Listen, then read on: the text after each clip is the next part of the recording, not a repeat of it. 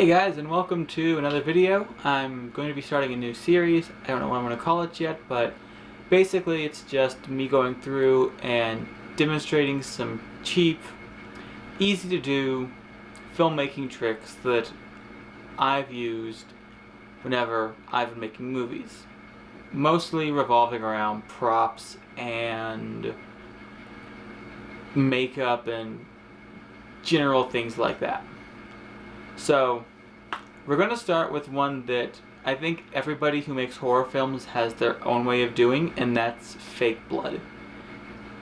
I knew I was going to have to use fake blood a lot whenever I first made Wolfsbane, because it's a movie about a werewolf. Of course you're going to want blood.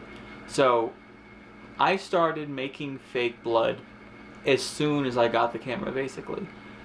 And over the couple of short films that I've made that I've used blood, and a couple of Instagram videos that I've made, and basically anytime I've used fake blood, I've gotten comments from friends or professors that it looks really real.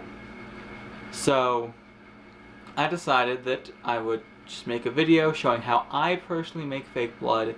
I'm not saying this is the best way, but it is pretty cheap, and I've gotten good results with it. And if you guys have any ways that you make fake blood that you think turns out better, let me know in the comments. I would love to hear it. I'm always trying to improve my craft, and I'm still new at this, so if anyone knows anything more than me, which I'm sure most people watching do, I'd be very excited to hear how you guys do it. So without further ado, let's learn how to make some fake blood. Now, I'm not out here trying to reinvent the wheel. The classic way to make fake blood in a movie is corn syrup and red food dye. That is literally all I'm doing here. One thing that I did right from the start is, instead of just doing plain red food dye, this is just red velvet food dye. I want to say I got it from Walmart for like $5, and this is the same stuff. In fact, this is the same bottle, actually, that I use and that I have been using since Wolfsbane. Like I said, we're not reinventing the wheel. Just going to put in a bit of our red velvet. Now, admittedly, I don't measure this out. I just kind of eyeball it and go from there. Then it's just corn syrup. Again, I don't measure. Just kind of eyeball it. The longer you make this stuff, the better you'll get at eyeballing it. And then I finish it off with some water, which, interestingly enough, all the recipes I've seen don't mention adding water, but I tried doing fake blood with just the corn syrup and food dye, and it never really looked right to me. It was always too thick. As you can see, it's already starting to take on a pretty good blood-like hue.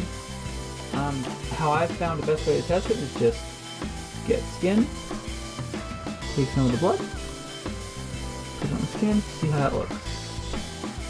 And it looks pretty good, but I think it could stand to be a little bit thicker. It seems just a little too watery, and this is ultimately going to come down to personal taste and what you need to use the blood for. And boop, right there. As you can see, that isn't really spreading out as much, which is good because blood typically doesn't spread out like that, at least not from whenever I cut myself. It might not hurt to make it a little bit thicker, but I think for demonstration purposes, this looks really well. From here, you can decide whether or not you think this is a good fit for what you need or not. And since this is just food dye, water, and corn syrup, it is totally safe to eat. It is totally safe for, well, it's not safe for clothing. I've typically seen, if you want to use fake blood for clothing, that you're going to want to add detergent to your liquid, because then it will stain less, and then you'll need to add more food dye and more corn syrup to balance everything out, because this stuff stains, and it will stain for a while.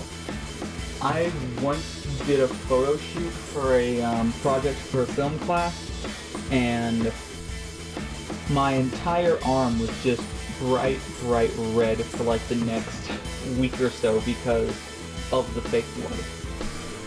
So I've got one of my props here. It's just a prop plastic axe that I got from a spirit and repainted. Just to give you an idea. If you want to try to smear fake blood on your axe handle or your axe head, make it look like it's been used. Now obviously this would probably be preferable to use a brush for, not fingers, but sorry to bump the camera. But to give you an idea, that's how it looks, and again you can thin it and thicken it based on what your needs are. You can darken it, you can lighten it. There's no exact science. Okay, so I've moved my light a little closer now, so I'm going to show you how it looks under clothing. So, typically you want a sponge or a piece of foam. I couldn't find one, so I got a paper towel instead. And basically, soak it up, secure it, and let's say that I want to act like I've been shot. But let's say I want to act like I've been shot. Then, grab it, you clutch, squeeze. You can see it's coming through the hands, running, should be running down the shirt. I didn't put enough on, that's the problem, that's why you don't use a paper towel. You can see how it looks on the shirt, how it looks on the hands, and yeah, that is going to be it for today, guys. Thank you so much for watching, I hope you enjoyed. And again, if you have your own way of making fake blood, I'm legitimately curious, how do you do it? I would love to know. But I thank you guys for watching, I'll see you next time.